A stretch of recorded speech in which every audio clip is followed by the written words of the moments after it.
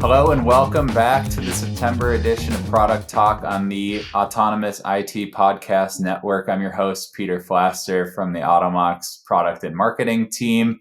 Really excited to have on the show today a couple of folks from our engineering team. We're going to meet them shortly, Tyler and Carson. Today, we have a really interesting topic. We're going to be talking about agents. No, not James Bond, unfortunately, but the agents that help tools like Automox and other endpoint management platforms to actually execute actions and manage your endpoints, right? Many tools in the space use agents from endpoint management like us all the way over to endpoint detection and response. So it's going to be a really great conversation today. But first, let's meet our guests on the show. Let's start, Carson, with you. Welcome. Tell us a little bit about your role here and your experience. Sure. Hi, I'm Carson Grogg. I am a software engineer in test here at Automox. I am the primary point of contact for testing both the backend and the agent. Awesome. Thank you, Carson. Perspective's going to be really interesting on the talk today, so looking forward to it. Tyler is an Automox veteran. Tell us a little bit about what you do at Automox and what you did before. So I am a software engineering manager here at Automox. I manage our agent team as well as our team that builds our platform connectivity for our agent. I've been at Automox for 3 years now. I started as a software engineer. If you have seen AVR, I worked on that. But prior to Automox, I have worked in security, software engineering, IT. So really love being at a company that where I get to do so much for our customers in that space. I think IT and security is really like close to my heart. It's where I started. So it's great to be here. Awesome. Yeah, deep expertise in the problems that we're trying to solve for the IT teams that use Automox and the security teams that use it. So really looking forward to this today. I think first, I want to go ahead and just set the scene of like, for those of you that may be coming in with zero prior knowledge, right? What is an agent and why does it matter, right? So I'll take a swing at this, and then Tyler, Carson, if you have any additional points at a high level to add, feel free to hop in. But really, what an agent is it's a piece of software and executable that runs on a device that you're trying to control, right? So for us, that's Mac OS systems, it's Windows and Windows Server systems, and it's Linux as well. And really what that allows our platform to do is have a way to execute action, but then also report back into our platform, right? Same thing for a SaaS product like us, all the way over to like a legacy on-prem product with a on-prem console that you manage entirely within your own network, right? So the agent is really like that agent of action. I think that's the marketecture term we would probably set to it, right? That exists on every single endpoint that you want to manage. It's really important for us to have that agent, right? But if you expand that, like open the aperture a bit there to all the other IT and security products, right? Many of them really an agent's essential to how they function, right? If you look at an endpoint detection and response tool, that agent is absolutely critical to be installed on all the devices that you want to be able to secure, so you can view telemetry, execute scans, etc. And it really enables you to have a lot of flexibility as well in how you manage, right? Many systems have, an architecture like an MDM type architecture where you can manage them without an agent. But what you're able to do with that sort of an approach is a lot more rigid than what you can actually do with an agent-based approach. And that's part of the reason why we use an agent. Anything glaring I missed there, guys? No. I mean, I think you cover a lot of the bases there, and if you think about MDMs and how they work, it's really like a very tight integration with the operating system, and you can kind of think of it as like the operating system doing a lot of the work that an agent could also do for you in a really particular way. So I love that referring to our agent as a agent of action on endpoints. I frequently refer to it as the execution engine for our platform. You schedule policies, you set up automations inside of the Automox console, and our agent is what powers that entire experience. It's how you do things in your environment. It's how you see your environment, and as you might expect, that necessitates us having a presence on those devices so that we can really get into the nitty gritty and control those devices. So over the years, we've seen a lot of investment in endpoint software for agents. If I look to my security background, there was also a period of time where we did a lot of scanning, and I think it's been a big convergence on agent technology because you have so much control and capability that you can power by having software with administrative rights on a device that you're managing. Awesome. That's a great overview. And I promise I'll try to reduce my amount talking here so it's not watch the engineering guys laugh at the marketing guy try to explain how an agent works technically. Although that probably would be a good podcast. Yeah.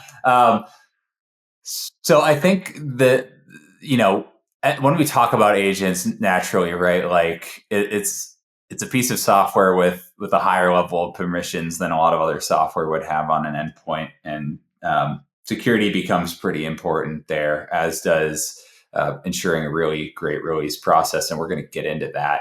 But I do want to talk a little bit about, just from an engineering perspective, some of the nuances and challenges associated with building a well-functioning agent for a tool in the IT or security space, right? We manage 3 different families of operating systems. There are a lot of other tools that do similar stuff in the security space too. So I'm curious, just like, what kind of considerations do we have to make as we kind of architect and build our agent to manage, all these diverse, pretty different architecture-based operating systems. Yeah, we have with our agents built, we've got one code base, but we've got a bunch of platform specific stuff that we need to do on each of those operating systems that we support. So we build our agent for every single operating system, and we've got a lot of the code that we share, but there's also platform specific stuff that is required because I need to do something on Windows, and I need to get really deep into the APIs that Windows provides, or Mac OS does something in a really particular way. A great example of that is Apple Silicon patching and needing to have secure token access set up. And obviously, there's a ton of idiosyncrasies and complexities to managing Linux devices as well. So, from an engineering standpoint, there's a lot that we need to think about working at a lower level with systems, and then there's a ton that we need to think about as well once we've engineered something when it comes to testing. So I don't know if you have anything you'd want to add there from a testing standpoint, Carson, but I think that's really, for delivering great endpoint software, that's one of the biggest components. Yeah, I agree. One of the big challenges is just how many different environments and different software we encounter on the agent. I think at last count we support 33 different operating systems, and they all have their own challenges. So when we test stuff, we try to go through a large breadth of operating systems, make sure that we didn't that we account for everything on every OS, and make sure we have tests for all of that, and find everything we can before it goes out to the customers.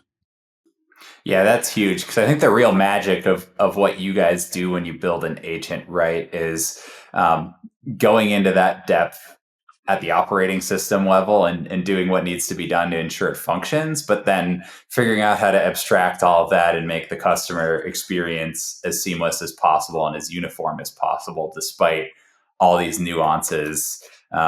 Once you really peel back kind of the first layer, when you're trying to manage, a Mac OS system versus a Windows 10 system. I was going to say Windows Vista, but nobody manages that anymore. Hopefully, right? I guess if you're watching this on LinkedIn, you can comment how many Windows Vista systems you're still running in your enterprise. But yeah, hopefully most of you have that out of your environments by now. Another really interesting question that we see a lot from customers evaluating us is, what level of permissions does the agent have, and how does that compare to other types of solutions in the market, specifically on the security side with endpoint detection and response? Mm-hmm. Yeah. So the Automox agent is definitely different than what you find with a like EDR, endpoint detection and response solution. So we do have administrative capabilities on a device. Obviously, we need that for doing patching, but we operate in user space. So that's a really keen distinction, I think, that we don't have any kernel space components in our agent today, which means that the Automox agent doesn't have the ability to crash a system prior to startup as part of a startup sequence. So still gives us a ton of capabilities. Absolutely, right. But part of that's also, what Automox does, and the things that we integrate with in the system don't necessitate us having that really, really deep level of integration in the system. We're not capturing security events in real time on a system. We're collecting software. We're giving administrators the ability to run Bash and PowerShell and all sorts of other stuff on their endpoints. But that doesn't necessitate us having that really, really low level integration with the system with what we do with our agent today. Yeah, and I think that's really important, right? We approach management with with the lens of using the least amount of permission possible, which is a good security practice, because we don't want to be in a position, especially if we don't need to be, to cause potential blue screen type incident, or cause kernel level problems as well. Yeah. So I think given that, that's kind of a good transition actually to move the spotlight over a little bit. I think into testing and release. Right, we've talked a little bit about what agents are, some of the nuances from a build perspective, and what level we operate at. But I think another really interesting piece is how we actually bring that stuff into production. Right, how we ensure that what we've built is functioning as we expect it to and doesn't cause any unexpected issues. Carson, I'd love to hear from you. Just talk us a little bit through at a high level. When you do get a new agent release that we're working through, what's the approach to understand what's happening and what sort of tests we need to run to ensure it's working as we expect it to. Yeah. So before it even gets to me, obviously we've gone through our unit testing and integration testing stuff that developers go through before they merge. And then once they merge, an agent build comes to me to test for QE. We have a couple different environments we go through. We've got a dev, staging, and prod environment. When it's in dev, we run through all of our existing regression tests, which covers a wide breadth of everything the agent does today, and then any new tests that we've written for whatever new feature we're working on. We run through that and over a certain set of OS, and then we go to staging, and we go through a larger set of OS to get more breadth. And then once we've gone through all of that, we have kind of a phased release process. And I think that might be one of your next questions, so I won't get too far into that yet. But yeah. Yeah, and one thing I'll just kind of add to Carson's is a big part of that testing process is automated. But we also do manual testing as well. We've got a big test matrix that we rely on, that gives us the confidence that the software that we're putting into production out for our customers is up to the level of quality that our customers should expect from Automox. Yeah, I think that's a really important distinction to make with the approach, right? Where, like many other vendors, I would hope pairing kind of the scale and vast breadth and potentially depth of automated testing with the intelligence of someone like Carson, or any other QE team in the loop to ensure that those tests are actually running as we expect it. So I think that's awesome. Yeah, Carson, you alluded a little bit to the phase approach. So I'd love to discuss that. We don't just release everything all at once for agents, that's for sure. So why don't you walk us through what that typically looks like, a new agent release once the tests have all passed and we're ready to start getting this into the hands of customers. Yep. So the first thing we do is we put it on a few agent team member devices connected to prod, make sure everything's looking good there. After that, we do what's called an internal release, where we push the new agent out to all devices for Automox. So we're dog fooding our own stuff and making sure that it works for us before it works for anybody else. After that, we do what's called a beta release. So we have some customers who have opted in to experience our new features for a specific release, and they can get those first and give us feedback. And then once we get the green light on that and everything's looking good, we do a phased release to the rest of prod, where we release to a subset of the orgs at a time, and we scale up from there, depending on what we're seeing. Yeah. Usually our release process to production is over the course of a few days. We're monitoring throughout that entire process, and not flipping the switch and turning it on for everybody all at once. And that helps us with that monitoring effort. But there's a ton of stuff that we've done before we even get to that point. So a lot of rigorous testing, and it's also something that we're continuously improving, especially this year with some changes that we have coming in the agent.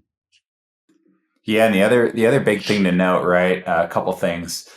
If you're a current customer today and you're interested in becoming a part of the beta program, definitely reach out to the CS team or your CS representative. We can help you get looped in there. And the other thing to note is when we do releases, whether it's the agent or any other new feature or enhancement to the platform, we have a great docs team here. We have a release notes page within the help desk documentation. You can view that just ad hoc, but you can also actually subscribe to that page and get notifications when new stuff drops there. So that's a really important way to find out about new stuff as well, in addition to our customer newsletter that we send out on a monthly basis. Awesome, guys. Well, we have discussed quite a bit in a very short amount of time. I really appreciate everyone given your time today to talk a little bit more about the agent and the release process with us. Any closing thoughts from either of you?